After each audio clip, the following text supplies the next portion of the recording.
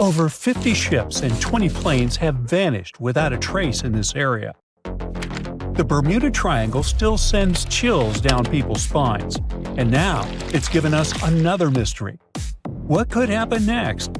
Scientists have discovered a strange new mystery under the North Atlantic, right beneath the Bermuda Archipelago. It's an infamous region. You must have heard about the Bermuda Triangle, right?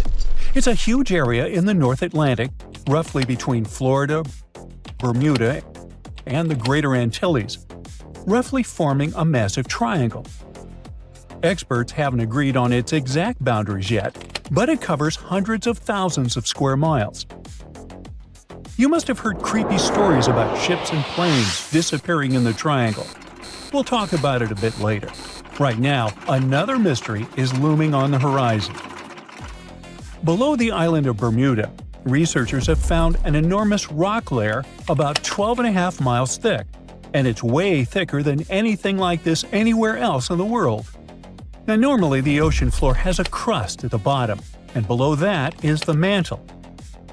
But under Bermuda, there's an extra layer right beneath the crust, inside the tectonic plate the island sits on. It's a totally unexpected structure, and scientists aren't sure how it could form. This discovery might explain a long-standing mystery about Bermuda itself. The island is located on an oceanic swell.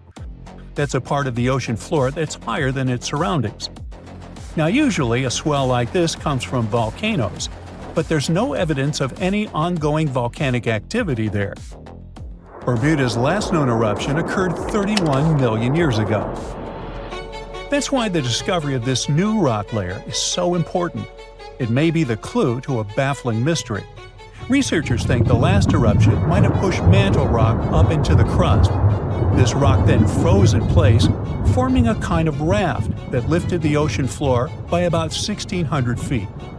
And this giant frozen structure may be what keeps the Bermuda Archipelago on an oceanic swell, high above the surrounding ocean floor. You see, some island chains form because of hot spots deep under the earth.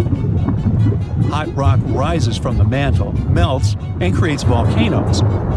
When this happens, the ocean floor gets pushed up. But after that, as tectonic plates shift, islands slowly drift away from the hot mantle plume that created them. They cool down, sink under their own weight, and leave a trail of old volcanoes behind. Over millions of years, many of these once tall islands sink below the ocean. Some become underwater mountains. Those are called seamounts. And if erosion flattens their tops near the surface, they're called guyas. A perfect example is the Hawaiian Emperor chain. Hawaii's Big Island is still active and above water, but as you go northwest, the islands get older, smaller, and eventually sink below the ocean. Bermuda is different. Its swell hasn't gone down, even though it hasn't had a volcanic eruption in millions of years. To figure out this mystery, scientists used a seismic station on Bermuda.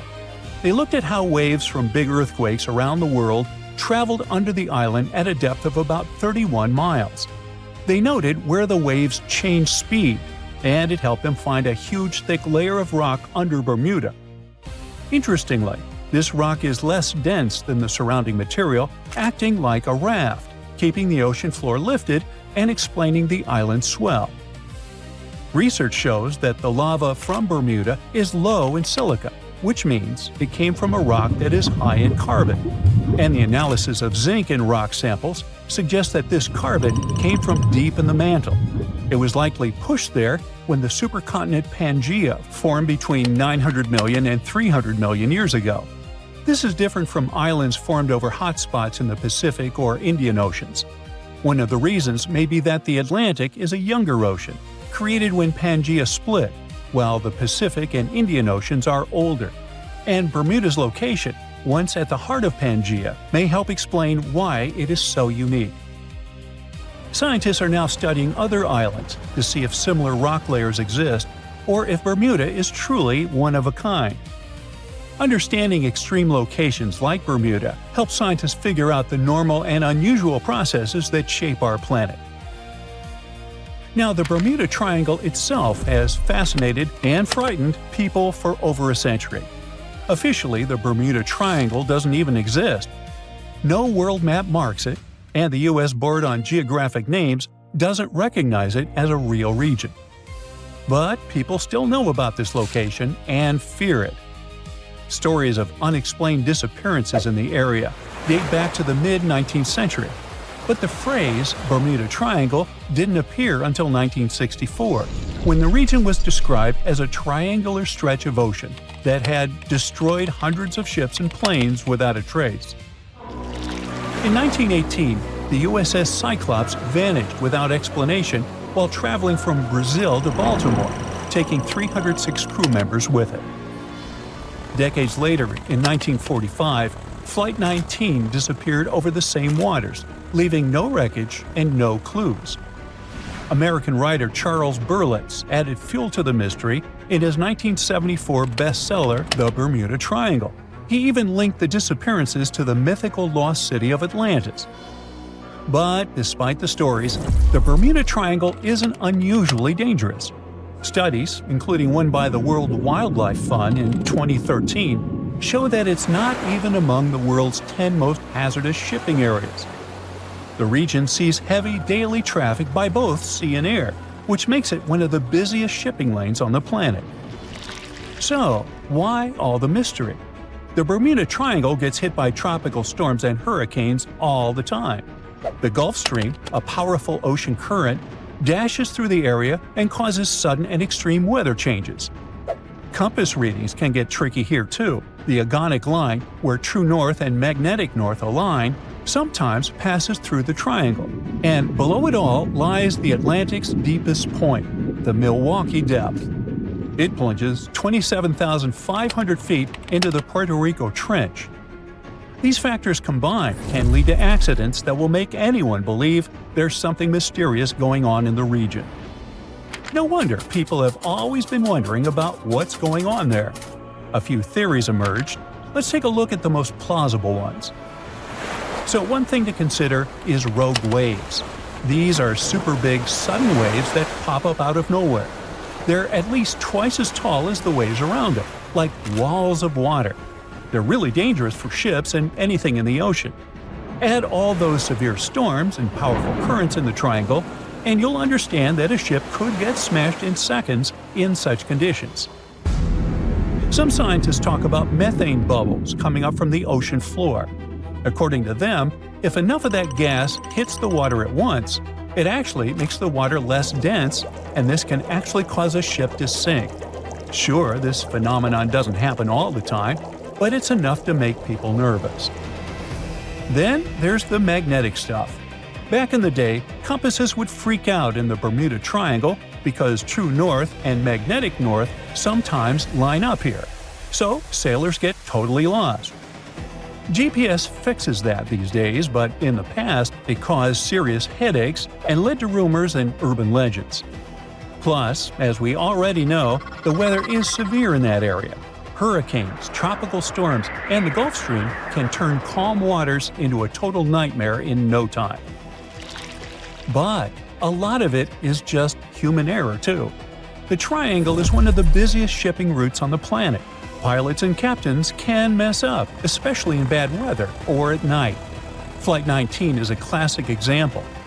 Once we mix heavy traffic with all those natural hazards, accidents are just going to happen. So even though the Bermuda Triangle is kind of scary, mostly it's just nature doing its thing. And we just need to deal with it. We still have a lot to explore and discover in that region, and we need to learn to navigate that area. More than 50 ships and 20 planes have disappeared in the Bermuda Triangle since the middle of the 19th century. This region isn't put on any paper map and is not an official region of the Atlantic. This massive water area is located not far from the southeastern coast of the US and still scares many sailors. But you aren't afraid and want to prove that there is nothing special in this place. You sail to the center of the Bermuda Triangle on a small fishing boat. You turn off the engine and wait. Several hours pass. The sun goes below the horizon. Night comes. You're about to return to the shore, but suddenly, it becomes too quiet. Then, you hear a splash of water. You look overboard and see hundreds of fish swimming to the surface. Something big scared them away. Something that comes straight from the depths. The next second, you notice big sparkling eyes and long tentacles reaching for the boat. It seems that one of the most terrible myths about the Bermuda Triangle turned out to be true. A huge squid dragging ships to the bottom. Stories about these squids appeared long before the emergence of the Bermuda Triangle myths. For centuries, sailors from Norway and Greenland told stories about a scary sea monster, the Kraken. In those stories, the Kraken broke the decks of ships with its giant tentacles and dragged them to the bottom. The approach of this creature is impossible to see since it's coming to you not from the side, but from below. But all these were just stories. Only in the 19th century, scientific evidence of the existing of these monsters appeared. A beak of an unknown squid was found on the coast of Denmark. The size of the find was about 3 inches in diameter, which is about the size of a human palm. Then, it became clear that the Kraken was real, and it's just one variety of giant squid. Since then, more than 21 species of giant squid have been described, but the first video with this monster was recorded in 2004 in the waters of North Atlantic, not far from the Bermuda Triangle. Marine biologists used a lure to draw the squid out of the depths. The huge monster was about 30 feet long, which is about half a subway car. It suddenly appeared out of the ocean darkness and quickly attacked the lure, squeezing it with its tentacles. After that, many cases of squid have been recorded on photos and video. Huge squids were washed up on the shore, swam past ships. According to some records, the largest monster ever found was 59 feet long and weighed almost a ton. This is the size of a big bus. Some scientists believe that giant squids can reach 150 feet in length, which is almost twice the size of a basketball court. But the big size is not enough to sink a ship. The first thing that helps squids do this is the surprise effect. Squids come from the depths, which mean they can be seen from the deck, but the monster can see a boat from afar. It has the biggest eyes in the world. One eye is about the size of a basketball. The eyesight of a giant squid allows them to see prey in the Black Sea depths and from a big distance. Most sea creatures on the planet can't see in such conditions. So, the squid notices your ship and decides that it's food. It quickly approaches the boat and attacks with its tentacles. The squid has 8 limbs and 2 extra longer tentacles the monster uses to bring food to the beak-shaped mouth. The others are covered with dozens of suction cups filled with sharp teeth. Nothing can escape if the squid grabs it. The squid wraps its tentacles around your boat. With the teeth on each arm, it bites the deck. 2 long tentacles can grab you while you're running around in panic. The squid can rock the ship from side to side until one of its parts sinks in the water. You fight off 2 long tentacles and fall off your feet. The squid's 8 arms are squeezing stronger. You can hear the boat's hull cracking. The squid is big, but still can't sink a large metal object. Possibly, it couldn't have sunk huge ships that disappeared in the Bermuda Triangle. You see how the squid swims away into the depths. You're lucky this time, but you definitely wouldn't handle 2 such monsters. The existence of giant squids was proven more than 150 years ago, but people still don't know anything about them. The fact is that they are some of the most elusive creatures on Earth. They swim fast, spending most of their time at depths of 1,300 to 3,000 feet. To descend there, people need sturdy submarines and bulky equipment that create a lot of noise. The squid will notice them much earlier and swim away. Scientists don't know anything about their behavior, social life, habits, or a distance they swim during the day. And most importantly, we don't know how many of them are hidden in the water. The ocean is only 5% explored. It's possible that millions of giant squids swim in the sea depths. Just imagine hundreds of giant tentacles reaching out to a group of ships sailing through the Bermuda Triangle. In the past centuries, they could easily sink an entire fleet, since the ships were made of wood and were lighter. Squids wrapped decks with their strong tentacles, made holes in the ship's bodies with their sharp beaks. Toothy suction cups could break the masts and tear the sails. The water was filling the holes and slowly rising to the deck. The ship sank in a matter of minutes. Survivors reached the shore and told everyone about huge monsters. This is how the legends of the Kraken appeared. Fortunately, Now people have sonars and equipment for monitoring the sea space. You start the engine to swim to the shore and notice that about 30 tentacles are reaching out to you from the water. 3 giant squids squeeze the boat from all sides and pull it down. It looks like there's no way out. You look overboard and see black eyes looking right at you. At this moment, you find a solution. Squids spend their whole life in darkness and are afraid of the light. Fortunately, you have a signal rocket. You use it to scare the monsters away. Squids go back down into the water, but apparently not for long. You release a few more rockets into the ocean and scream in fear. The red light illuminates the sea darkness, and you see hundreds of moving tentacles. They quickly swim away from the fire to a safe distance. At full throttle, you're sailing to the shore and releasing all the signal fires into the water. You don't give the squids a chance to get close to you. Finally, you get to land, confident that you will never return to this place. The bad news is, these creatures swim not only in the Bermuda Triangle. People found giant squid in the oceans all over the world. Yeah, it's possible the giant squid is the main reason for the disappearance of ships, but this doesn't make the Bermuda Triangle a unique place. Boats and cargo ships disappear all over the Atlantic Ocean. The Triangle is not even included in the top 10 of such places. Also, this area is one of the most popular shipping routes of the Atlantic. And the more ships sail in one place, the more ships are lost. Many scientists believe the reason of the disappearances here is strong storms and hurricanes. Bermuda is located in an area of high pressure, which diverts thunderstorms towards the triangle. The waves reach such sizes here that they can turn ships over. Thunder and frequent flashes of lightning disable planes. The Earth's magnetic field is weakened at the location of the triangle. This field works as a shield, which repels solar particles. Here, solar radiation passes through the upper layers of the atmosphere and can negatively affect the electronics operation. Also, there is a theory that says that the Bermuda Triangle is the center of a magnetic anomaly. But scientists made many checks of the magnetic map of this region and haven't found any oddities. If you draw up a map, trace a line connecting the island of Bermuda, Puerto Rico, Miami, and back to Bermuda, what do you get? The infamous triangle, known for swallowing thousands of ships and aircraft over the centuries. But there's a new mystery to this already enigmatic place. Something's lurking deep in the waters below, and it's leaving bizarre clues of its existence. Splash! Your submarine hits the water surface. You descend 100, 1,000, 2,000, 3,000 feet. It's getting darker. The sub's walls creak as the pressure grows. Over 1,400 psi. It's like the weight of a grand piano squeezing every square inch of your body from all sides. You've made it to your destination. All that's left is to spot the beast. Just in time. Among the black void, you see a bright green glow off in the distance. It's getting closer. As it approaches, it gets bigger. This is it! The creature that's been leaving strange circular markings on fish, dolphins, whales, and even other sharks. Behold, the cookie cutter shark! Don't let its size fool you. It may be no longer than a bowling pin, but this creature is a parasite. It attaches itself to other marine animals using its neatly arranged serrated teeth.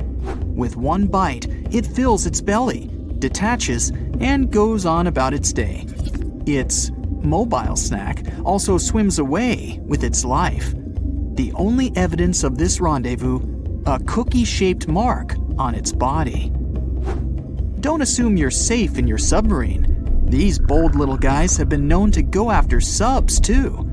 You decide not to risk the shark punching a hole in the only thing keeping you from being squished to a pulp by the surrounding water. You journey on to meet other bizarre creatures lurking in the Bermuda Triangle. At twice the depth, you'll find the dragonfish. Unlike other deep water inhabitants, these things produce light in the infrared range. Blue and green is what other fish stick to. This gives the dragonfish a huge advantage. It provides itself with light that other marine dwellers just can't perceive. Things that want to eat the dragonfish can't detect this light, as well as the critters the dragonfish likes to feed on. A truly unique deep sea dweller is the vampire squid. Neither vampire nor squid, or octopus, this thing is a unique species of its own. It has the largest eyes compared to body size of any animal on the entire planet. When the vampire squid feels threatened, it curls its arms up and around its body. Essentially, the thing turns itself inside out. Another animal to avoid down here is the terrifying bobbit worm. It buries itself in the sea floor, leaving a small part of its body out. It waits for dinner time with its pincer-like mouth parts open. What's on the menu? Other worms and fish that can be 7 times bigger than the bobbit. It uses its 5 antennas to sense when lunch is close enough to snap. In an instant, the worm launches forward and grabs its lunch with its mouth parts. It's not done yet. Once it's got its jaws locked onto its lunch, the worm injects it with venom and pulls it down into the burrow to feast. One of the deepest trenches in the Bermuda Triangle is the tongue of the ocean. This is also the secret breeding grounds of tiger sharks. You'll instantly recognize them thanks to those darker gray tiger stripes on their sides. They're the second largest predatory shark species after the great white. And with a big size comes a big appetite. Marine mammals, smaller sharks, stingrays, and green turtles are all on the menu. If you ever come face to face with a tiger shark, hopefully not, remember this: you can tell the fish's age by looking at its stripes.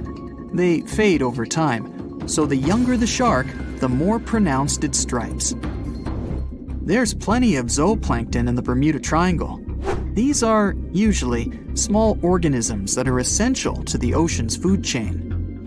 But get this, if nothing ate them and they were left to grow out of control, zooplankton would cover the entire world in layers and layers in just 4 months. Oh, and the largest type of zooplankton is the jellyfish. Jellyfish were around long before dinosaurs. You probably know your body is 60% water. A jellyfish is 95%. So if it gets washed onto the shore, after a few hours, most of its body just evaporates into the air. There's also a jellyfish that lives forever. The immortal jellyfish can revert itself back to its polyp stage and then grow again. Sounds like something from another planet, but it's no space jelly. Those do exist, by the way. Back in the 1990s, NASA raised jellyfish in space to see what zero gravity does to them. They were just fine living up there in the cosmos. When they came back down to Earth, though, they had trouble adjusting. The European eel hasn't been to space, but it is quite a globetrotter. It travels all the way from Europe to the Sargasso Sea, where the Bermuda Triangle is located. In the larval stage, it just drifts around the ocean for as long as 3 years sometimes. It's also the chameleon of the sea. Over the years, the European eel changes color, going from translucent to yellow to metallic silver. They're nocturnal and secretive, pretty much the ideal companion to have when you raid the fridge at midnight. A giant squid over half the length of a football field once washed up on a Florida beach. Researchers suspected this behemoth came from the Atlantic Ocean near the Bermuda Triangle.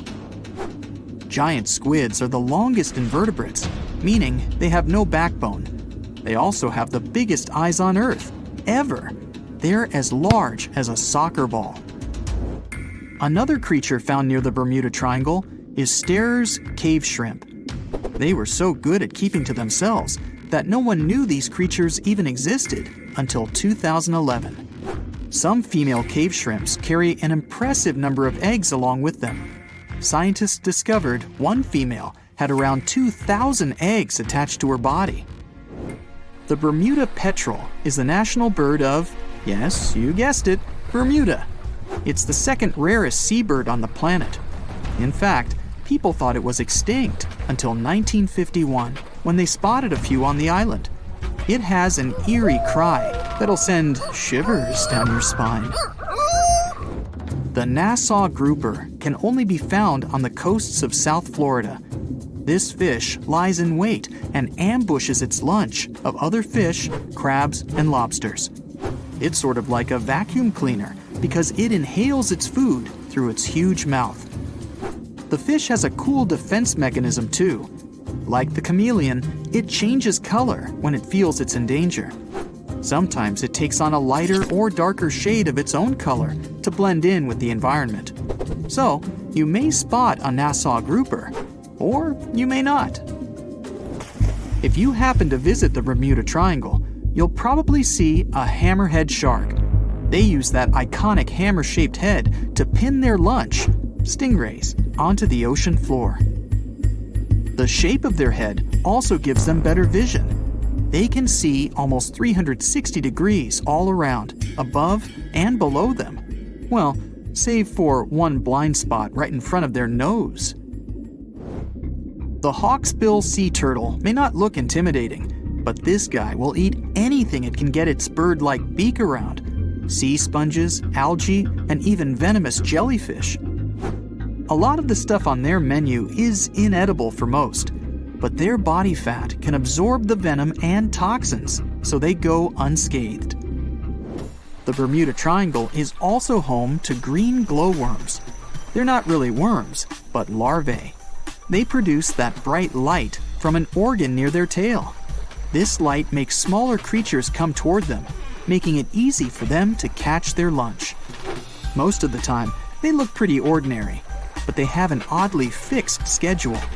Every third night after the full moon during the summer, at an exact time, the glowworm lights up. But back to more nightmarish creatures of the Bermuda Triangle.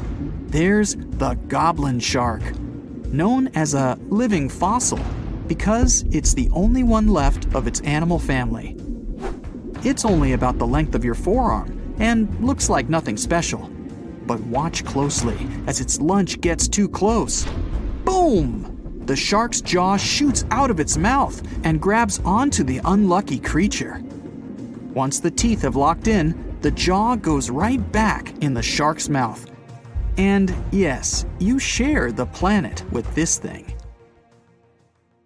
The Bermuda Triangle is one of the most heavily traveled shipping routes in the world. Some skeptics believe that this fact solves the Bermuda Triangle mystery. Statistically, the busier the area, the higher the frequency of accidents and disappearances. While this makes sense, it's not the frequency of disappearances that's responsible for the mystery of the Bermuda Triangle. It's the lack of explanation or wreckage found. On his very first voyage to the New World in 1492, Christopher Columbus sailed through the Bermuda Triangle. Columbus reported that one night, when he was on the deck of the ship, he noticed a giant light appear in the distance, unlike anything he'd ever seen before. Columbus looked at his compass for direction, and it gave off erratic readings. You might have noticed that the Bermuda Triangle doesn't appear on any world map. This is because official institutions refuse to acknowledge that the area actually exists. No one exactly knows how many ships and planes have disappeared in the Bermuda Triangle. The rough estimate is 50 ships and 20 planes. Most of the time, the disappearances had no explanation and no wreckage has ever been left behind.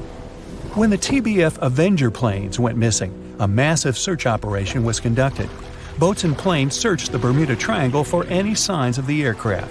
One of the boats searching was a PBM-5 Mariner airboat. The airboat took flight at 7:27 p.m. and called in a routine radio message 3 minutes later. Then, it was never heard from again. No trace was ever found of the rescue airboat or the 5 Avenger aircraft. A huge investigation was launched into the disappearance of all these vehicles, but nothing was ever discovered. The Bermuda Triangle is home to some pretty intense and unexpected weather. Storms build up quickly and unexpectedly, then disappear soon after. If you blink, you might miss it. This could explain why few distress signals are issued. Pilots and sailors never saw the weather coming. A popular theory suggests that rogue waves are responsible for the many disappearances. Rogue waves are called extreme storm waves by scientists. They occur when different weather patterns take place at the same time and cause large unexpected waves that reach up to 100 feet tall. Witnesses say that the waves look like giant walls of water. These waves could explain why ships go down fast and without leaving any trace. Just off the coast of Japan, you'll find the Bermuda Triangle of the Pacific Ocean. They call it the Devil's Triangle. Between 1950 and 1954, 9 ships disappeared in this area without leaving a trace. The ship Maroon 5 was sent to investigate these unexplained disappearances when it also vanished. After this incident, the Japanese authorities labeled the area as a danger zone, and sailors were encouraged to avoid it. Some people blame all disasters on the extraterrestrial paranormal activity. Others suppose it's all about raging natural phenomena. Some scientists believe the cause of anomalies is the environmental changes. Also, there's a really high concentration of methane hydrates on the bottom of the ocean in the Pacific Bermuda area. This gas tends to set off, and when it happens, bubbles start forming on the surface of the water. These gas eruptions can interrupt the ability to float and can easily sink a ship. Because of this chemical reaction, there won't be even a trace left. Underwater volcanoes are said to be another possible explanation for the Japanese Dragon's Triangle. In fact, they can take down even small islands. Luckily, nobody lives there. It's a pretty common thing in this area that some of them disappear underwater and others appear out of the blue because of seismic activity. You'll never find the Dragon's Triangle on any official map of the world, so nobody's quite sure about how large it is in reality. In July 2015, 2 teenagers disappeared after setting sail off the coast of Florida. There's some mystery about what the 2 teens were really getting up to. They told their parents that they were just going to fish, but they told their friends that they were crossing to the Bahamas. Shortly after they left, a line of thunderstorms moved towards the area, and the boys were never heard from again. A massive search was conducted, but sadly, nothing was found. 1 year later, the pair's boat was found off the coast of Bermuda with a broken iPhone and some personal effects left inside. One of the most popular and bizarre theories trying to solve the Bermuda Triangle mystery comes from Charles Berlitz. He insists that the area is home to the lost city of Atlantis. The missing ships and planes and malfunctioning equipment, according to him, were all caused by rays of energy let out by the special energy crystals that power Atlantis. While this sounds silly, Berlitz's theory was convincing enough that over 20 million people bought his book worldwide. Previously, the compass wouldn't work well in the Bermuda Triangle since the lines of the 2 poles coincided here, true north and magnetic north. But if you fall into this line, your compass will behave strangely. But the magnetic north is constantly shifting, and now it's far beyond the triangle. No legend says pirates of the last centuries operate in the Bermuda Triangle, or that the Flying Dutchman makes other ships disappear. A popular theory is that ships travel to the distant past or future through a time portal in the Bermuda Triangle. Fortunately, these are all myths. Just imagine hundreds of giant tentacles reaching out to a group of ships sailing through the Bermuda Triangle. In the past centuries, they could easily sink an entire fleet, since the ships were made of wood and were lighter. Squids wrapped decks with their strong tentacles, made holes in the ship's hulls with their sharp beaks. Toothy suction cups could break the masts and tear the sails. The water was filling the holds and slowly rising to the deck. The ship sank in a matter of minutes. Survivors reached the shore and told everyone about huge monsters. This is how the legends of the Kraken appeared. Fortunately, now people have sonars and equipment for monitoring the sea space. They say the main reason why this place is so enigmatic must be the magnetic fields that form this ominous triangle. Ocean floor is made of rocks containing a lot of magnetite. It's more like iron. Magnetic fields react to the high concentration of magnetite on the ocean floor, which may start a sort of conflict between the two. It can often lead to various weather anomalies and, as a result, navigation issues. And naturally, any changes in the ocean floor or the Earth's magnetic fields influence the Bermuda Triangle a lot. Magnetic fields tend to shift their position, so do tectonic plates and even the continents, even though we never notice it. The skies are usually very clear there, but back in 1883, some people witnessed abnormal things in the area. Some claim to have seen large blocks of ice falling from the skies, and the crew even managed to save one as hard proof.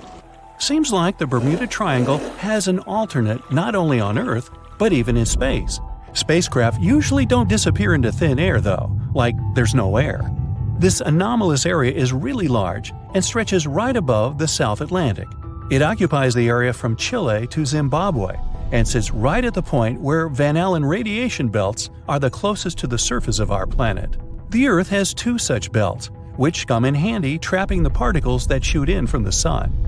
They do a great job protecting the Earth from radiation. The magnetic field there is lower, so it allows the Earth's radiation belt to come closer to the surface. Whenever a satellite passes by, it will be exposed to radiation, which might lead to serious damage. So, no satellite can take pictures of it. The South Atlantic Anomaly is part of the Earth where natural radiation just flows out of control. Still, there is little evidence that all these triangles are really dangerous. Many believe the Bermuda Triangle itself has been proven time and again to be nothing but a work of fiction. In fact, some shipwrecks, such as the Ellen Austin, gained popularity in the middle of the 20th century, while nobody even thought of drawing a triangle in the Bermuda area before that. The mystery was popularized by science fiction writers and became a common myth, while no serious research proved it any more dangerous than other parts of the world's ocean. So, the crew of the Ellen Austin back in 1881 weren't even aware of the Bermuda Triangle back then, let alone afraid of it. What do you think?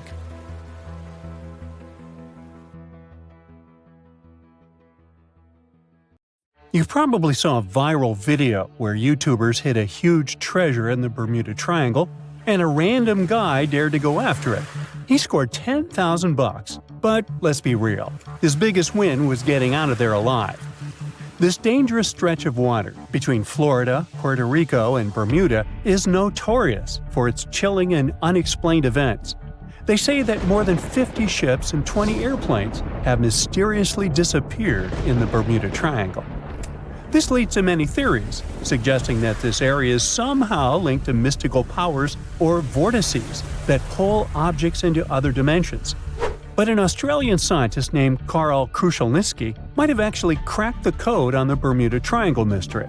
According to him, most popular legends and eerie disappearances can be explained by two main factors. The first factor is human error. One theory debunked by Kruszelnicki was about the doomed Flight 19. Back in 1945, a group of 5 planes from the U.S. Navy took off on a routine training mission from Florida.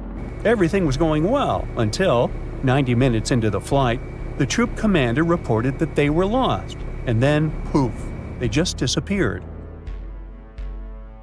One of the largest air and sea searches in history was conducted to find them, but to this day, no one has found any trace of Flight 19 or the 14 men on board. What still makes people scratch their heads about this event is that the weather conditions when they took off were actually great. A relatively warm day, fluffy white clouds drifting across the sky, and a breezy wind coming from the southwest. Pretty standard for training flights, really, nothing out of the ordinary. So, what happened?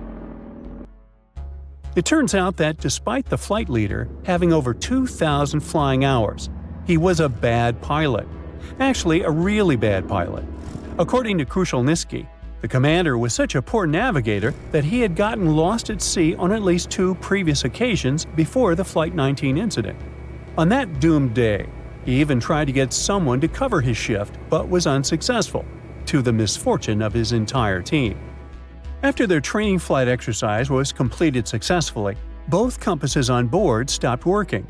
On the patrol's radio, his anxious voice said they were over land, or precisely, he was sure they were flying above the Florida Keys.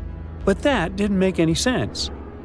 He had made his scheduled pass over hens and chicken shoals in the Bahamas less than an hour earlier, but now he believed his plane had somehow drifted hundreds of miles off course and ended up in the Florida Keys. He couldn't have been more wrong.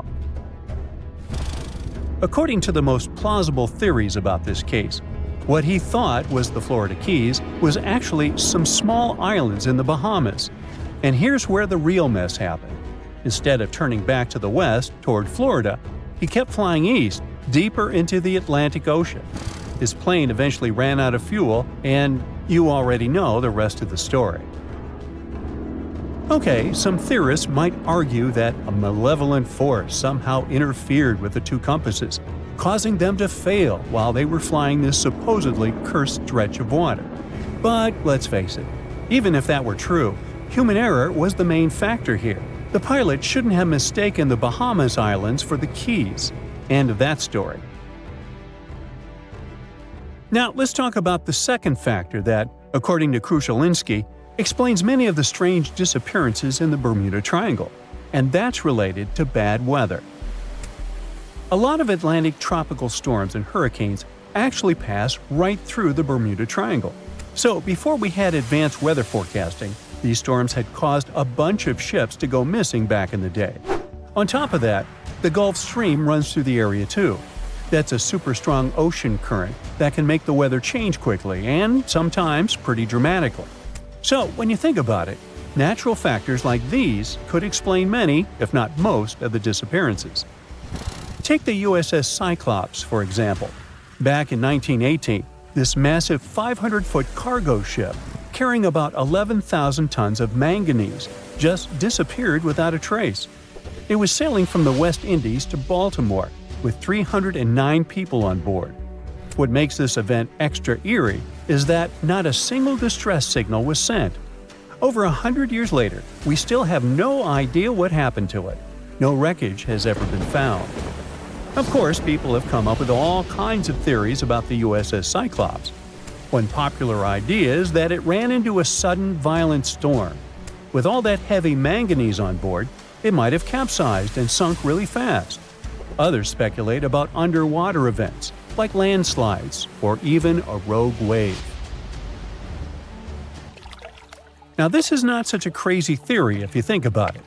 According to Krushelinski, the Bermuda Triangle isn't just a bad weather zone. It is about the raw power of the ocean itself.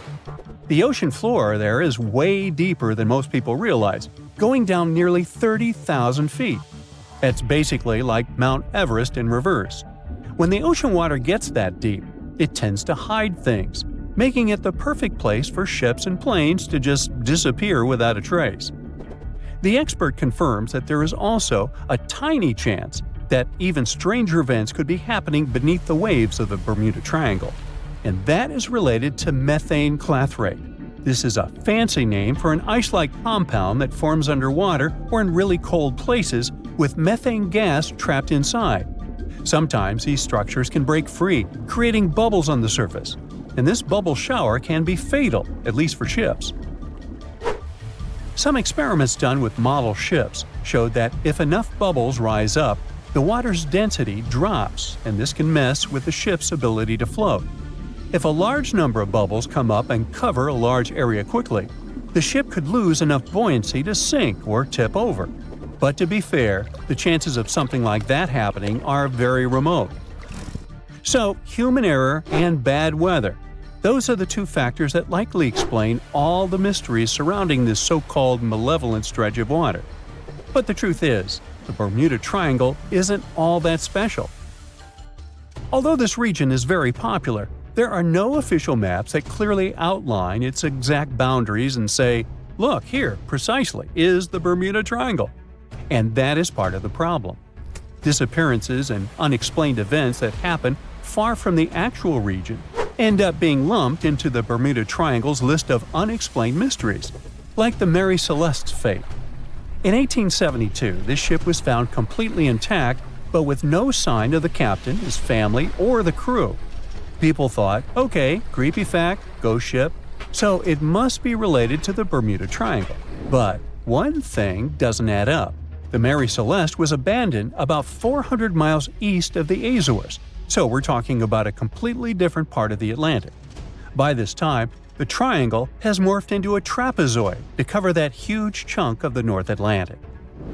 What I'm trying to say here is that once people start believing in a danger zone, confirmation bias takes over. But the facts are that the Bermuda Triangle sees tons of daily traffic every single day, both by sea and air. And according to experts, The number of incidents that happen there is pretty much the same as anywhere else in the world, percentage-wise. Some years the number is a bit higher, some years lower, but it averages out the same. With that in mind, it seems like it's time for us to finally move on from wild theories involving the Bermuda Triangle. Well, at least until the next bizarre disappearance comes along.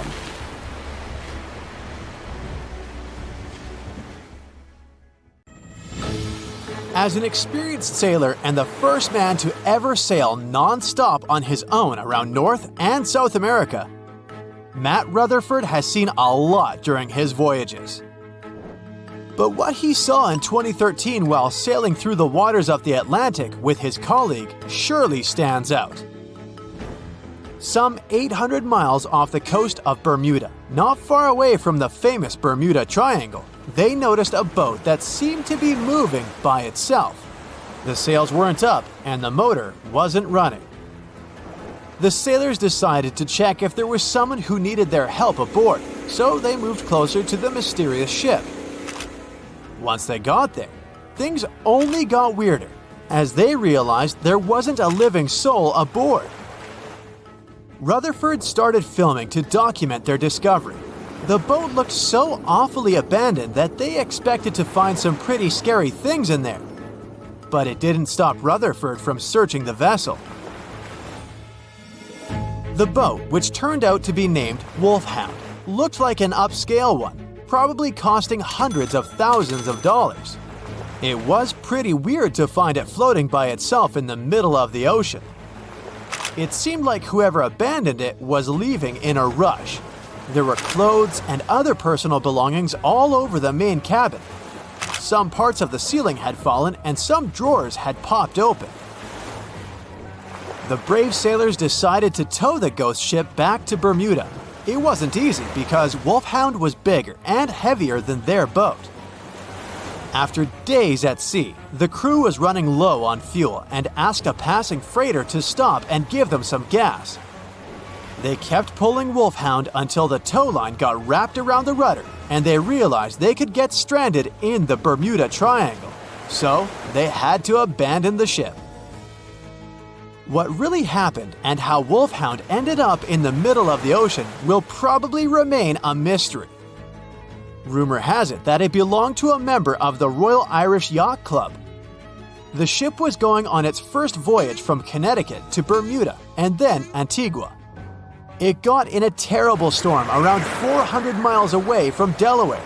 The winds were so strong that the yacht suffered 2 knockdowns. A Greek cargo ship rescued the crew. They left the ship with an emergency beacon on. The rescued crew members shared that they saw the ship sink, which only adds more questions to the story. How did it get back to the surface? Does the Bermuda Triangle have anything to do with that? Christopher Columbus himself reported some unusual compass activity going on in this mysterious area while he was on his way to the New World. Despite the stories of more than 50 ships and 20 planes disappearing in the area, it remains one of the most heavily traveled shipping routes in the world. Some skeptics believe that this fact solves the Bermuda Triangle mystery. It could make sense because the busier the area, the more accidents happen there. But then again, it's not the number of disappearances that makes the place so mysterious. It's the lack of explanation and wreckage lost for good. The first ever confirmed ship to vanish in the Bermuda Triangle was the USS Pickering. In 1800, it departed from the US on its way to the West Indies. The ship sailed into the Bermuda Triangle along with its 90-man crew. No one ever heard anything from them ever since. The popular explanation is that the ship was taken out by a storm. But because no one found any wreckage, we'll never know for sure. The largest ship that has ever disappeared in this mysterious area was the USS Cyclops. In March 1918, carrying a crew of 306 people, the USS Cyclops left Barbados and headed home to Baltimore. The ship passed through the Bermuda Triangle on its journey and vanished into thin air or rather, water. The Cyclops never sent any distress signal and disappeared without any explanation or trace. The Bermuda Triangle isn't the only place in the world where ships go missing or mysteriously resurface. One of the most famous ghost ship stories would be of SS Bechimo. The large cargo steamer was built in Sweden. On October 1st, 1931, it got caught in pack ice. The crew decided to wait it out and managed to break free after a couple of days, only to get trapped again in less than a week. This time, they didn't manage to make it out. A rescue team went by air to save 22 of the crew members. 15 other members stayed in a wooden shelter they built not far away from the ship. Their plan was to wait out the winter and get back aboard. At the end of November, a strong blizzard was rushing through the area. When it was over, Bechimo seemed to have gone away with the storm. The captain decided it must have broken and sunk, but a few days later, a local hunter informed them that he had seen the ship around 45 miles away from their camp. The crew managed to find the ship and took the most valuable cargo from its hold. They had fears that Bechimo wouldn't live through that rough water, but it did manage to survive after all. Once the ice was gone, it floated away and ended up drifting along the shores of Canada and Alaska. Many people reported seeing the ghost ship in an open sea. Some even tried to board it to save the ship, but the weather didn't allow it to happen. The last time someone saw SS Bechimo was in 1969, 38 years after its crew had left it. It could still be drifting somewhere in the ocean. The story of MV Hoita happened in the South Pacific. The ship was originally a wooden luxury yacht.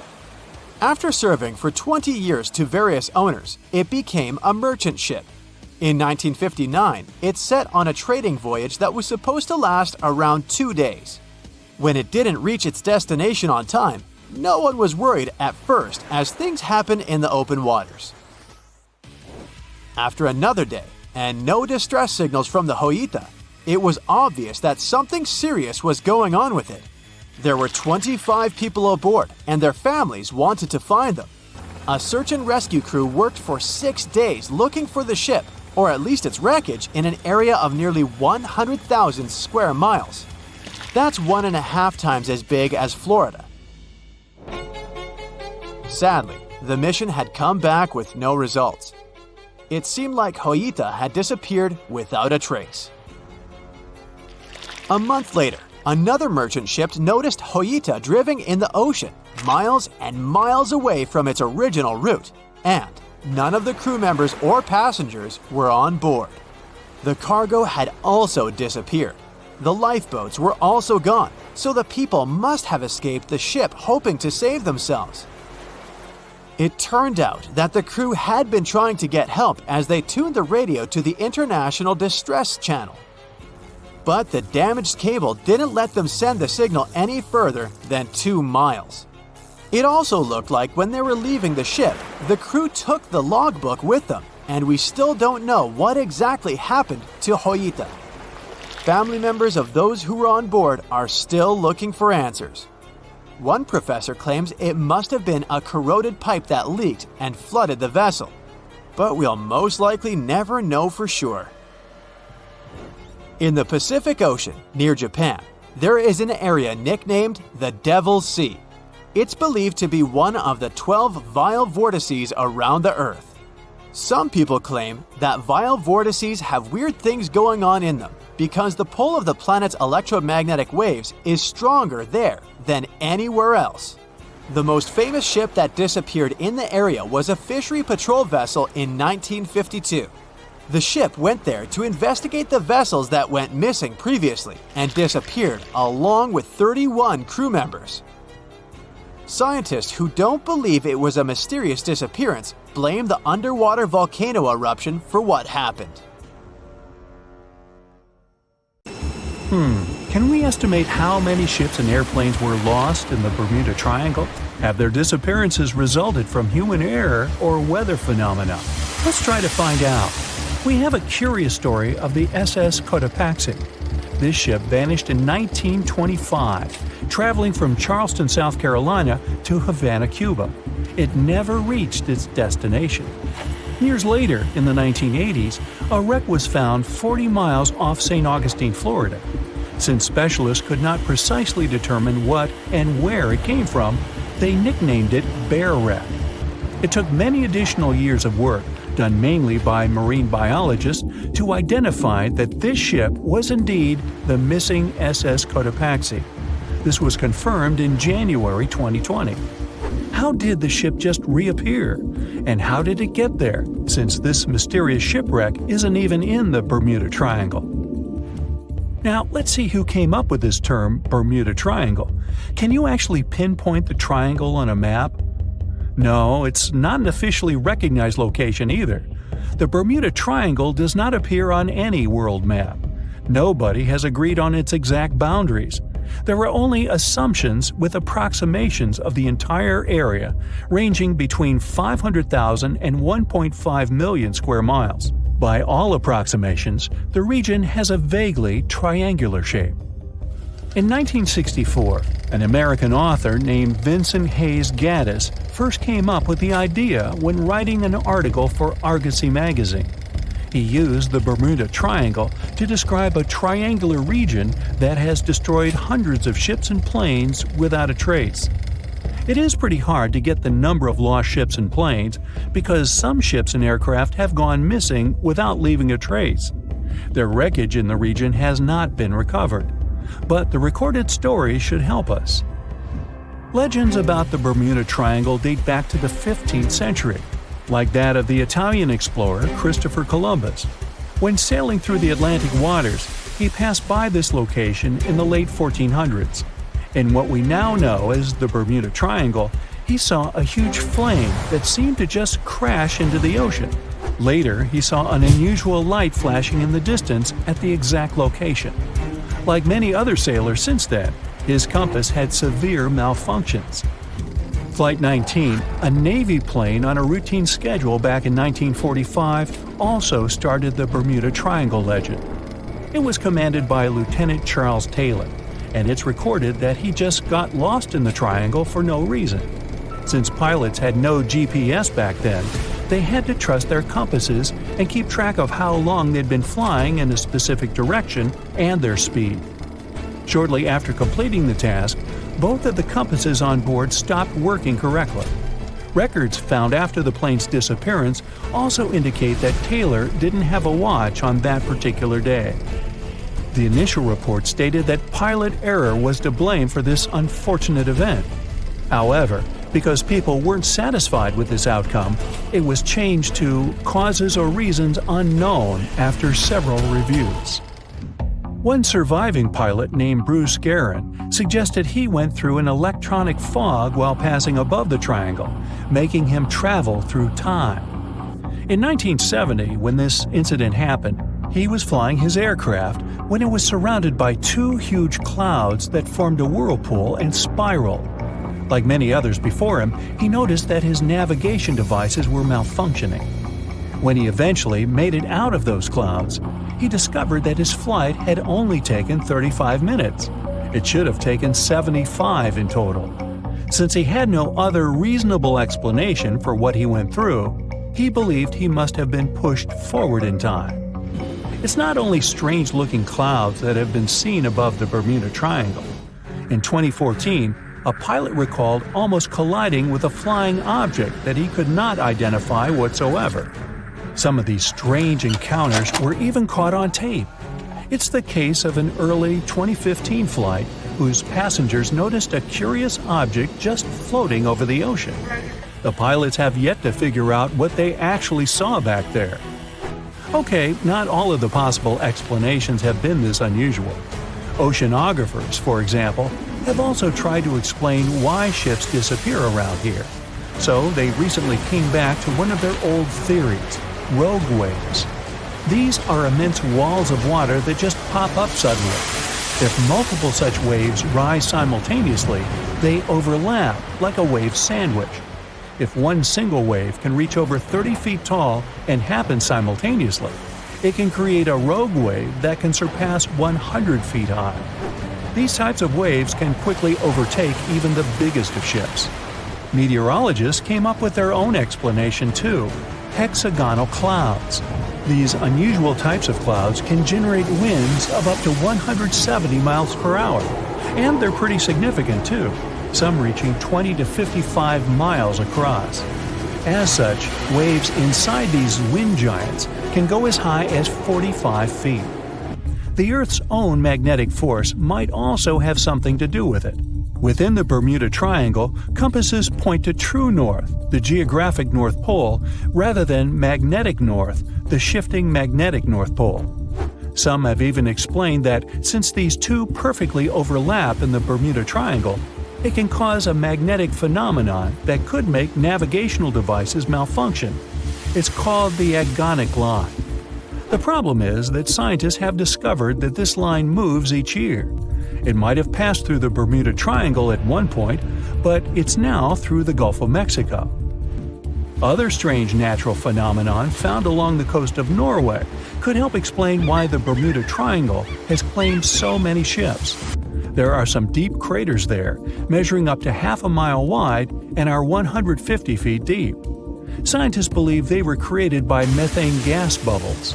This gas seems to be leaking from deposits hidden deep in the seabed. Once the gas reaches a certain quantity, it bursts to the surface and causes eruptions. So, do pilots and ship captains actually avoid this area today? Could this explain why there are fewer ships that get lost there nowadays? But if you've ever flown from Miami to San Juan, Puerto Rico, you probably know that's not true. As for ships, if people would avoid the Bermuda Triangle, nearly all Caribbean vacations would be spoiled. To this day, there are a lot of flights that go over the Bermuda Triangle, so it's clear nobody is avoiding it. This place is one of the most heavily traveled shipping lanes in the world. Nowadays, the Bermuda Triangle has heavy daily traffic, both by sea and air. But the Bermuda Triangle is indeed subject to tropical storms and hurricanes that happen very often. Let's also keep in mind that the Gulf Stream, a strong ocean current that causes sharp changes in local weather, passes through the Bermuda Triangle. Besides, the deepest point in the Atlantic Ocean, the Milwaukee Depth, is also located in the Bermuda Triangle. The Puerto Rico Trench reaches almost 27,500 feet at the Milwaukee Depth. So, if you think about it, the whole mystery is a perfect combination of human error, bad weather, and a lot of ship traffic. This was confirmed by data provided by the U.S. Coast Guard. If you look at percentages, the number of ships or planes that go missing in the Bermuda Triangle isn't different from anywhere else. Disappearances do not happen more often than in any comparable region of the Atlantic Ocean. Official statistics say around 50 ships and 20 airplanes have vanished while traveling through this region. So that's another reason why the total number is so hard to pinpoint. Nobody could describe its rescue in official records if a boat was reported missing. There are also some events that, it turns out, didn't happen at all, adding to those false reports, like that of a plane crash back in 1937 off Daytona Beach, Florida, that local papers surprisingly revealed nothing about. It was the wealthiest and most beautiful city ever to be seen. Stepping through its central gate alone would take your breath away with its elaborate decorations and towering marble statues. Everywhere you'd look, you'd find yet another marvel of civil engineering and cultural prowess. Yes, the lost city of Atlantis was truly the pinnacle of ancient civilization. That is, if it ever existed. Since it was supposedly swallowed by the sea in its entirety, it's no wonder some curious minds linked it to the Bermuda Triangle, another subject of endless mystery in popular culture, suspected of swallowing quite a few missing planes and ships. In the late 1960s, it's said that a group of treasure hunters stumbled upon the remains of an ancient city while diving in the Bermuda Triangle off the coast of Miami. Not only did they claim to encounter some intricate-looking ruins, but they also claimed that they found a glass pyramid there, larger than any other pyramid ever discovered in Egypt. A huge glass pyramid on the bottom of the Atlantic Ocean? No, that story turned out to be a hoax. Nevertheless, we do know that strange phenomena are still happening in the Bermuda Triangle, like volatile water currents or even the occasional vortex. When anyone mentions the Bermuda Islands, this mythical triangle is often the first thing that comes to mind, due to all the mysterious disappearances or unexplained malfunctions. But there's a lot more to this territory than one mysterious triangle. Let me tell you about it, just in case you might want to visit. For a time after its discovery, Bermuda was briefly known as the Somers Isle, named after George Somers, a British privateer and naval hero. But the name that eventually stuck was the initial name, Bermuda, named after Juan de Bermudez, an explorer from Spain who discovered it in 1505. It's the oldest remaining British territory overseas, going back to a time before even the United Kingdom was established. The island's geographical creation is also unique. Scientists have recently discovered that the volcano that had generated this piece of land is like no other on Earth. Since it has pleasant weather almost all year, it's a great place for golfing, sporting 8 world-class courses, often frequented by famous golf players or celebrities. You might just run into one by accident, if you're lucky. If you're more of a music fan, you would be interested to know that John Lennon got the inspiration for about 25 of his songs right here on this island, including classics such as Watching the Wheels, Woman, and Just Like Starting Over. Bermuda's official online travel guide even provides a Lennon-inspired itinerary, taking you from the Bermuda Botanical Gardens to the Masterworks Museum of Bermuda Art to Front Street, a district well known for its very active nightlife. William Shakespeare himself has an interesting connection with this island. His famous play, The Tempest, a story about a shipwrecked crew that end up on a magical island where they are tormented by an old man and his servants, was initially going to be set in the Mediterranean. But after learning about a real-life shipwreck in Bermuda, Shakespeare was supposedly inspired, and so moved the setting here. The island is also home to some fascinating animal wildlife. On hot summer nights, a special insect that glows in the dark, called the Bermuda fireworm, can be found in protected bay areas.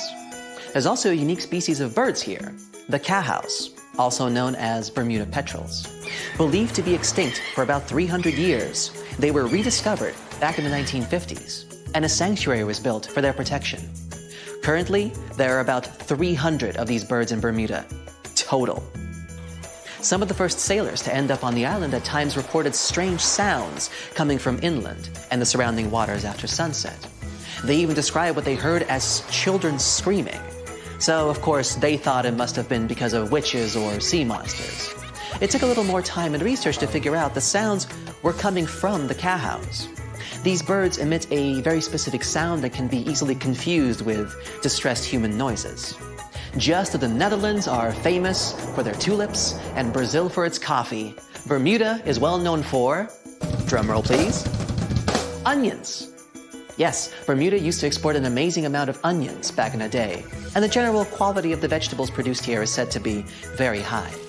Bermudians, that's how people living in Bermuda are called, are so proud of their onion heritage that when the clock strikes 12 on New Year's, a giant-sized onion decorated with beautiful lights is dropped in St. George's Town Square to usher in a new year.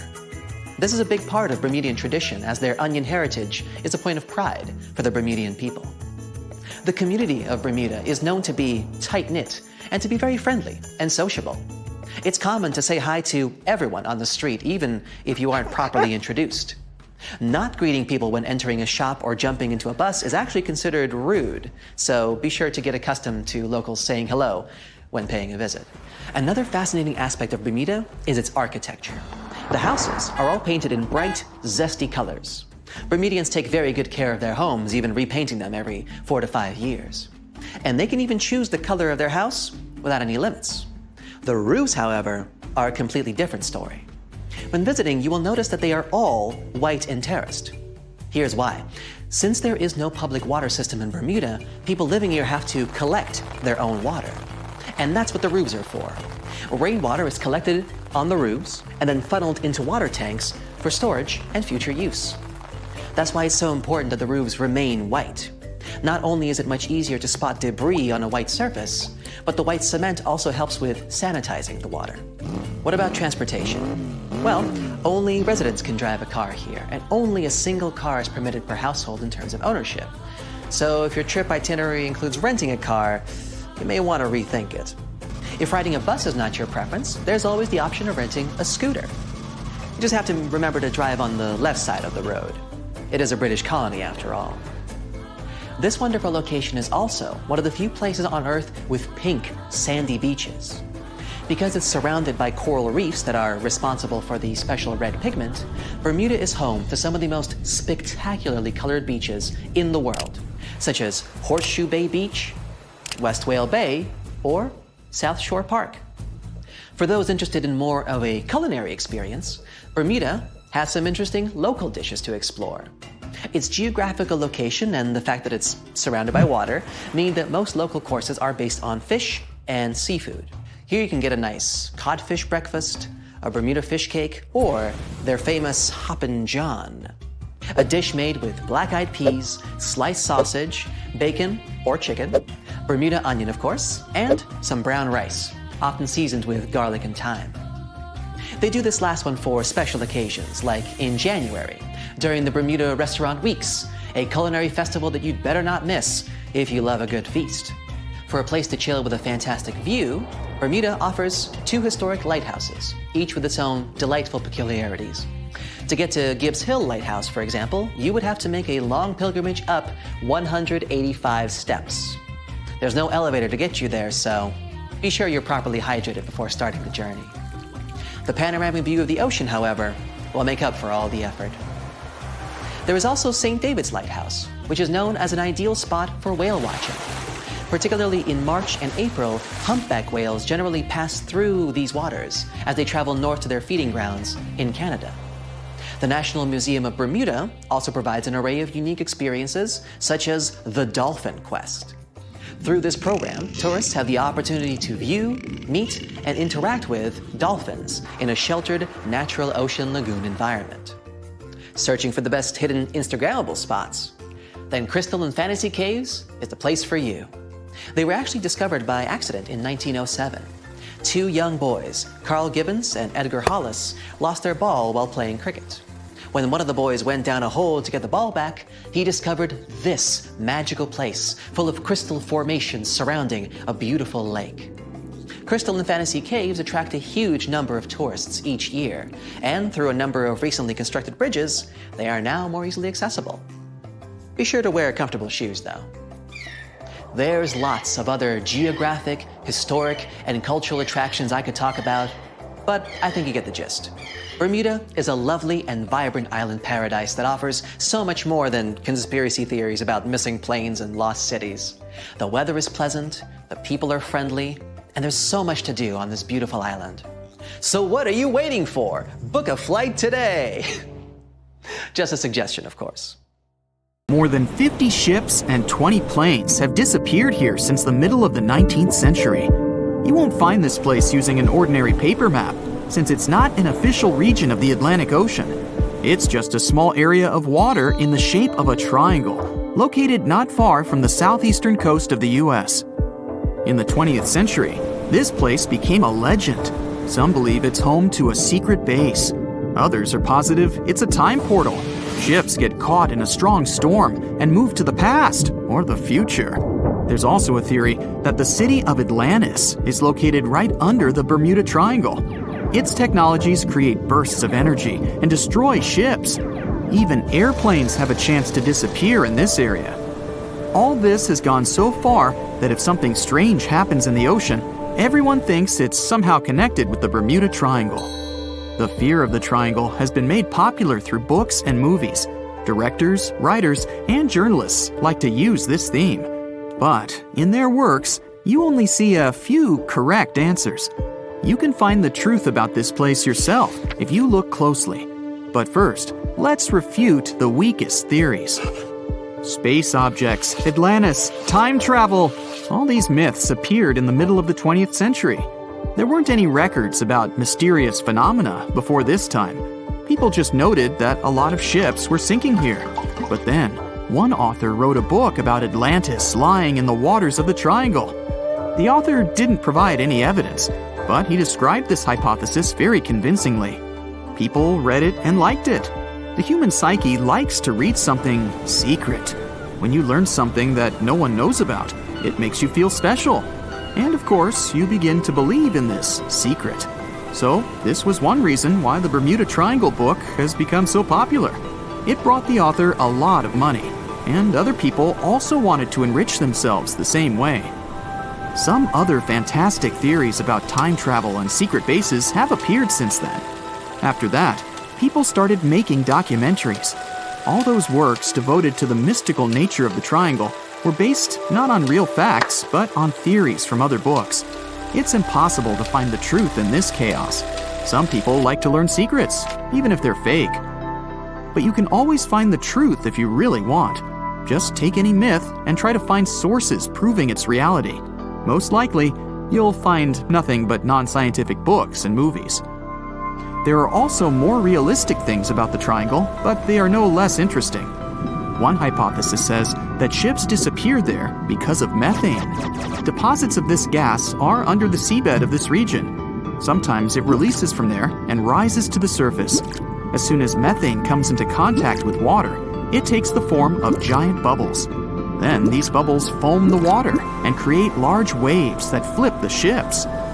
This theory is quite real, and such a natural phenomenon exists, but not in the Bermuda Triangle. None of the numerous studies have confirmed the presence of an increased concentration of this gas here. The last methane eruption occurred here about 15,000 years ago. Another realistic theory is rogue waves. They form without storms and winds. The calm water surface can transform into a big wave, the height of a 5-story building, in 3 seconds. It sinks a ship and then quickly disappears. The sea is calm again, as if there were no waves at all. Some scientists believe a surface sea current colliding with a strong headwind creates this phenomenon. But some recorded cases involved no wind. Another version says the wave is born thanks to the collision of warm and cold currents. But the most exciting theory talks about kinetic vampirism that forms the waves. Under certain natural conditions, waves get the ability to exchange kinetic energy. And among all the waves, there will be the biggest, the vampire one. It absorbs the energy from all the others. When the power is accumulated, the vampire wave splashes it out. This explains the force of the impact and its sudden disappearance. All theories seem logical, but scientists still can't figure out the nature of this phenomenon. Yes, rogue waves can carry ships underwater, but not only in the Bermuda Triangle. They rarely appear in all the waters of the world's oceans. So let's move on to the next theory. Some of those who sailed through this place reported their navigation devices had become unstable. The compass and electronics broke down. The signal and radio communications were lost. We need to look at the triangle from space to find out the reason. If you use special sensors and devices, you'll see that the Earth's magnetic field is weakened above the Bermuda Triangle. This field is a shield that protects us from solar radiation. The ISS astronauts said that the triangle gets more of the sun's particles than any other part of the planet. Therefore, electronics are unstable in this area. But such failures don't occur with satellites and other space objects flying within our planet's atmosphere. Areas with a weakened magnetic field appear all over the world, and they hardly ever disrupt navigation. This means that ships and planes work stably in such conditions. But all the same, a compass doesn't work correctly in the triangle area. Could it be that some magnetic anomaly affects the navigation systems? This theory was quickly refuted.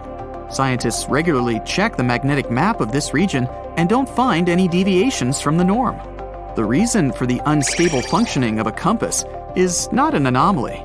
The Bermuda Triangle is one of the few places on the planet where the true north and magnetic poles coincide. True north is the geographical North Pole. The magnetic pole is constantly moving around the globe directly to the north. Sometimes these poles collide and cause such a phenomenon as agonic lines. If you fall under this line, your compass will behave strangely and won't point you to the true north. That's why so many ships disappeared in this place at the beginning of the 20th century. People used an ordinary compass. They didn't have modern navigation technologies, and the misfunctioning of the compass could have led to disastrous consequences. Imagine that you're a ship's captain in, let's say, 1901. Your compass is guiding your way. You know you always need to sail north to get to land. Then you get into the Bermuda Triangle. You look at the compass and notice the arrow position has slightly changed. Now you need to move in another direction. This direction is the wrong one, but you don't know about it yet. You take the wrong path and end up in the Caribbean region. This area is full of tiny islands, and the seabed is not deep here. Your ship gets on a shoal. You're stuck and have no idea where you are. That's how some ships disappeared in this region. But if you had GPS, you wouldn't have lost your route and would have sailed safely to land. By the way, now, in the 21st century, you can use a compass here without problems, since the magnetic North Pole doesn't meet the true one on the territory of the Bermuda Triangle anymore. The agonic lines are somewhere else right now. But still, for some reason, ships get lost here. And now we come to the most unexpected solution to the Bermuda Triangle problem. Yes, boats sometimes disappear in this region, and the reason for this is water, ocean, nature, call it whatever you want. Unfortunately, ships sink all over the world. Don't be afraid of just one triangle. There are places in the Atlantic Ocean territory where more boats disappear, and the Bermuda Triangle is not even in the top 10 of them. But why does no one know about them? Well, it's because people wrote fairy tales about one particular place. One of the most popular ship routes of the Atlantic passes through the Bermuda Triangle. Can you guess where most shipwrecks occur statistically? In a place with many sailing ships. That is, in this region. The only true statement about the Bermuda Triangle is frequent storms. But even bad weather and a raging sea doesn't always sink ships. Also, hurricanes often form in the Triangle territory. The Bermuda region has high atmospheric pressure. This pressure diverts storm clouds away towards the triangle. Strong winds and large waves can sink ships, and lightning flashes can damage planes, but this is not unique. So don't blame the triangle for all the problems. It's a beautiful and picturesque place that attracts many tourists. December 4th, 1970. Pilot Bruce Gernon had 2 passengers on board his Beechcraft Bonanza single-engine aircraft, his father and business partner. They took off from Andros Island in the Bahamas and headed northwest for the Florida coast. Sure, they were in the infamous Bermuda Triangle's airspace, but this was a typical flight Bruce had made dozens of times before. The trip usually took about an hour and a half with no hiccups whatsoever. Bruce took off and started gaining altitude. Strange things started happening right from the get-go. At first, he noticed a small cloud up ahead, but it kept growing. Not from the plane getting closer. This thing was actually getting bigger in size. Bruce had to fly through it, and he came out the other end just fine. He gained altitude, and yet another mysterious cloud appeared. This one was massive, and Bruce had no other choice but to fly through it too. At that moment, it got dark as night all around the aircraft. But this wasn't a storm cloud, and it wasn't raining. Bruce was starting to get worried, and then, bam! He saw flashes of white light. Bruce kept flying for another 30 minutes when he realized this was the same cloud he had gone through earlier when he started to climb. But now the cloud was cylindrical, and the plane was flying through its center. It was wide and seemed endless. Bruce thought he could never get out of that trap. But a minute later, he saw light at the end of the tunnel. But all of a sudden, the walls of the cloud tunnel began to narrow. They were closing in on the plane. The navigational instruments started wigging out. The compass was spinning by itself counterclockwise. The walls kept narrowing, smaller and smaller, wrapping like a vortex. The electrical instruments still going haywire. Bruce was running out of time. He had to get out of this place fast. A grueling 20 seconds later, he burst out of this foggy trap. As Bruce described later, he felt weightless for 5 seconds as his plane left the tunnel. The clouds dispersed, and now the aircraft was in a grayish haze. The men let out a big sigh of relief. He immediately grabbed the radio and contacted ground control to determine his location. But when the dispatcher looked at the green screen, his face became contorted with confusion. Bruce's plane wasn't on the radar. It was as if the thing was invisible. But then the dispatcher said the aircraft was already in Miami airspace. Bruce was utterly shocked. It just couldn't be true. Remember, the whole trip usually took around 90 minutes, but this time, it took just 47 minutes to get to the destination.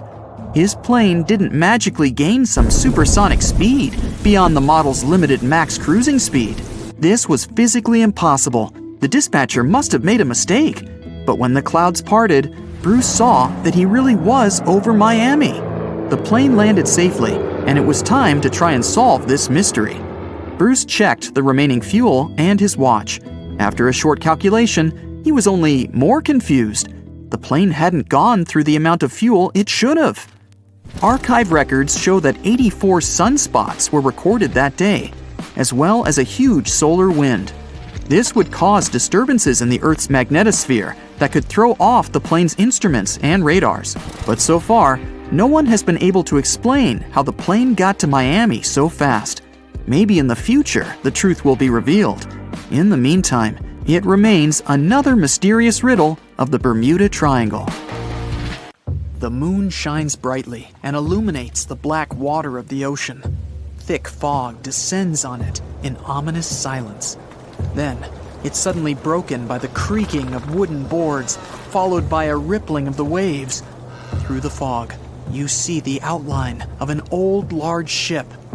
Its hull is rusty, and a strange cold is coming from it. But the most unsettling thing is that there's no one on the deck. The ship sails without a crew.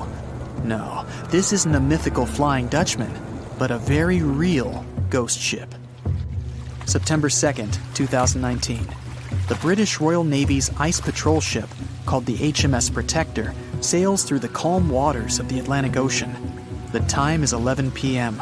Some of the ship's crew are on deck, while others are sleeping in their cabins. The captain steers the ship and looks straight at the horizon. The sky is lit up by an orange twilight, and clouds float in the distance.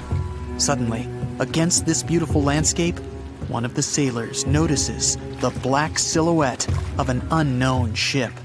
The captain slows down and steers the ship a little closer to the mysterious vessel.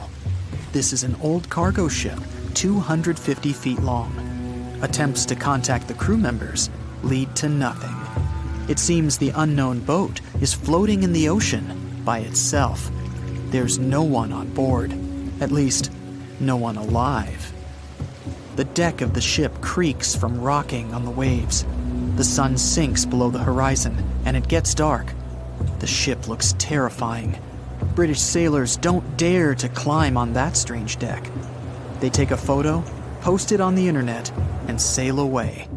Many people on the internet will assume the sailors met a real ghost ship. 5 months later, we're in the village of Ballycotton in County Cork, Ireland.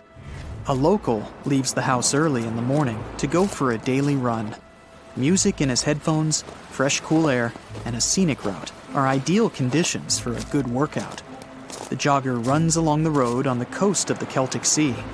There was a strong storm last night, and now the sea looks calm. The man runs along the top of a low cliff and notices a huge vessel. An old rusty cargo ship 250 feet long lies on the beach, right among the rocks. No people on board. It seems the ship has been here for ages, but the local is sure this vessel wasn't here yesterday. A little later, it turns out this is the same ship that the sailors from the HMS Protector saw 5 months ago, thousands of miles from this place. The cargo ship, called the Alta, was built in 1976. Nobody knows who used it all this time and for what purposes. It's only known that in 2017, the ship was purchased by a new owner and marked with the flag of Tanzania. It's important to say that almost all cargo ships are equipped with AIS, Automatic Identification System, which is needed to track ship movements in the ocean. Since 2015, something strange started happening with the Alta's AIS. The ship disappeared from the satellites, then reappeared again. Over the past few years, this ship had changed several names and flags. It's not surprising that its AIS shut off and turned on numerous times. It's said that some of those who disable AIS on their ships do so to hide outlaw activities. The ship's captain, whoever it was, clearly didn't want to show the Alta's movements.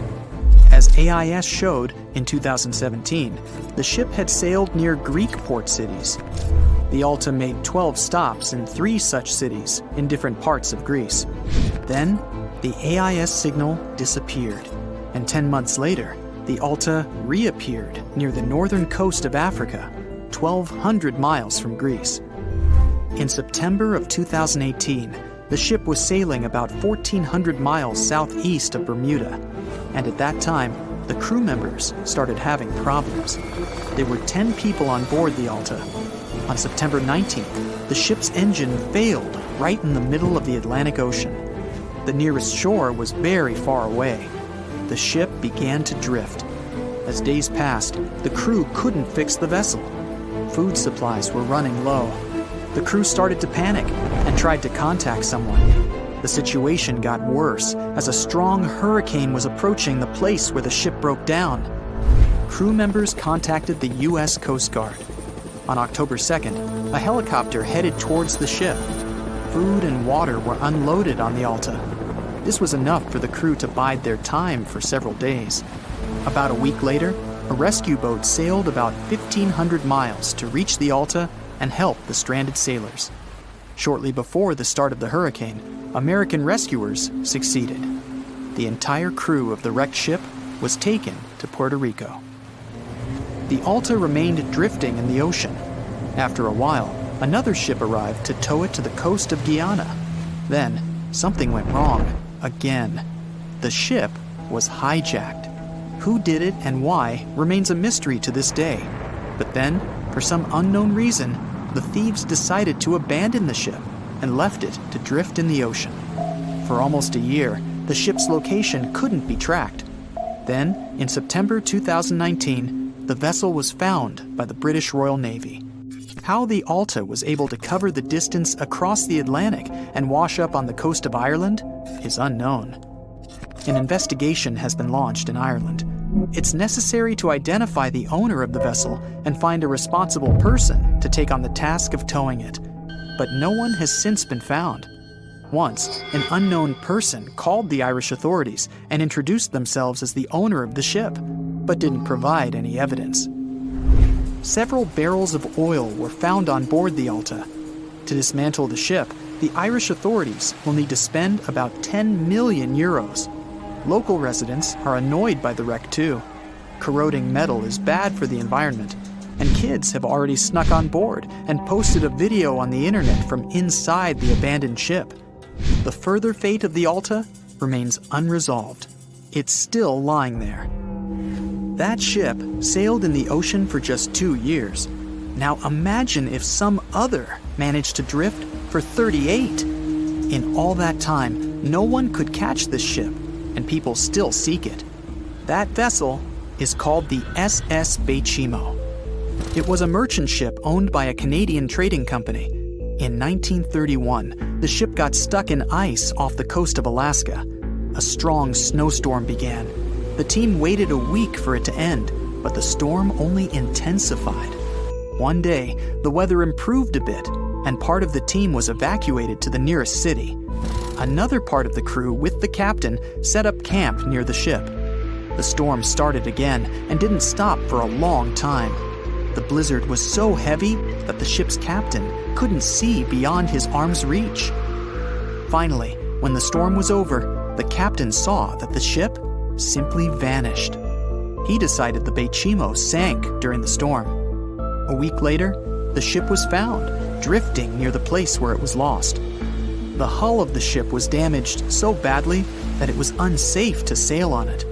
The captain decided to abandon the ship. However, it didn't sink. For the next 38 years, it was drifting at various points along the Alaskan coast. Several times, people climbed on the ship, including native Alaskan residents and a group of researchers. Attempts to save the vessel from the sea ended in failure. The salvage operations were hampered by drifting ice and bad weather. The last time it was seen was in 1969. The ship was frozen and blocked by the ice. In 2006, the government created a special project to find the Bechimo. However, in all these years, the ship still hasn't been found. Its fate is unknown. It's likely that the ship has finally found peace and is now lying on the seabed of the Chukchi Sea. The voyage started just like any other. The cargo ship SS Cotopaxi is making another journey to Havana, Cuba, to deliver coal. It's November 29, 1925. For Captain Meyer and his crew, leaving Charleston Port, South Carolina, it will be the last trip the ship ever makes. Its route ran through the Bermuda Triangle. 2 days into the trip, the Cotopaxi sent out a distress signal. It had got caught up in a strong tropical storm and turned over on its side. The wind was very strong and there was powerful lightning as well. Rain gradually filled the ship's hold. Then there was a bright white flash, and the ship disappeared without a trace. Later, its wreckage was found in the Gobi Desert, which is in a completely different part of the world. All 32 crew members, including the captain, were missing. Of course, the part about the Gobi Desert is fictional. For one of his movies, Steven Spielberg came up with the idea that the ship was moved there by aliens. Still, in real life, the ship was never found, and its crew really did disappear. It was officially declared missing a month afterward, and nobody could find the wreck. It seems like a classic case of mysterious things going on in the Bermuda Triangle. But most mysteries are solved sooner or later. In 2020, the Cotopaxi was found. A man named Michael Barnett had moved to Florida to study shipwrecks off the coast. One wreck in particular really caught his attention. It was much larger than the others, and the locals called it the Bear Wreck. It was about 40 miles from St. Augustine in northern Florida, but no one had ever managed to identify the rusty hull. So Michael started to do some detective work. He measured the size of the shipwreck and started working through all the information he could find. He researched hundreds of old newspapers, leafed through insurance records, and looked at artifacts found on the wreck. After hundreds of hours of hard work, Michael was sure it was the Cotopaxi. But a few years before, there had been a rumor that the same ship had been found off the coast of Cuba. The Coast Guard found the wreck of a cargo ship about the same size that looked a lot like the one lost in 1925. Michael was sure they were wrong, so he teamed up with some science journalists and kept investigating. Soon they discovered something that seemed to confirm Michael's belief. Divers found brass valves with the letters SV on them in the wreckage of the ship. Michael suggested these initials referred to Scott Valve Manufacturing Company. The headquarters of this company was in Michigan, not far from where the Cotopaxi had been built. The company had probably supplied parts for the Cotopaxi. So the puzzle seemed to be solved. The Bear Wreck was really the missing cargo ship. But Michael still needed to work out why the ship had sunk. Did something mysterious really happen to the Cotopaxi in the Bermuda Triangle? Later, Michael found the testimony of the ship's carpenter among some old papers. The carpenter claimed that the hatches covering the coal on the ship had been in a terrible condition before it sank. Repair work on the covers wasn't finished before the crew got the order to sail to Cuba. So if the hatch covers were still broken during the trip, water could have easily gotten on board. This water probably flooded the hold during the tropical storm. This was the real reason why the Cotopaxi went down. There was really nothing mysterious about it. It was just a mistake made by ordinary people. But this is just one example out of dozens or even hundreds where ships and planes have gone missing in the Bermuda Triangle. We still can't explain some of these incidents. It seems like there really is something weird going on there. One of these strange events happened in 1948. A passenger jet was headed for Miami from San Juan, Puerto Rico. It disappeared in the same area as the Cotopaxi. The 32 people on board vanished without a trace. The weather was clear throughout the flight, but experts think that when the plane was about 50 miles from the coast, it could have been hit by a strong wind that knocked it off course. Years later, a similar plane was found in the area of the Bermuda Triangle, but because no one could work out the registration, it was impossible to say for sure if it was the same one. Something even stranger occurred not long before, in 1945. 5 planes went missing all at the same time. Some trainee pilots were practicing their navigation skills, but when they'd finished, it seems they couldn't find their way back home and disappeared. Many people assume they just ran out of fuel. This seems likely, but still, the circumstances were really strange. The trainees were being supervised by an experienced pilot who had 2,500 hours of flight time. He would never have let a group of newbie pilots get that far away from their base. Even now, people still debate what could have happened. Some insist the pilots ran into something supernatural out there in the Bermuda Triangle. But who knows? And here's another freaky thing that happened there which no expert has been able to explain: time travel. In 1970, Bruce Gernon was flying a plane from Andros Island to the Florida coast. When he was at 11,500 feet, a giant cloud appeared in front of him. It kept getting bigger and bigger, and he had no choice but to fly through it. As soon as he did, the plane was surrounded by darkness. It was as if the day had turned to night in a split second. Suddenly, Bruce began to see white flashes of light around him. They were so bright that they lit up the entire sky. But they weren't lightning bolts, although he couldn't really explain what they were. The plane continued through the strange cloud for almost a half an hour. Bruce noticed that the cloud changed shape during this time. The space around the plane turned into a tunnel. Then the tunnel started narrowing. Bruce became really tense as he tried to cope with the plane's controls. All his instruments and navigation equipment were going crazy, and the electronics stopped working. Then, a white light appeared at the end of the tunnel. Just like in the movies, the plane escaped the closing cloud tunnel at the very last second. Everything was fine, but now Bruce found himself in some white fog. He had no idea where he was. Then he managed to contact ground control. He was shocked when he learned that his plane was already in the airspace above Miami. It seemed that something impossible had happened. Bruce was meant to cover a distance of about 250 miles during the flight.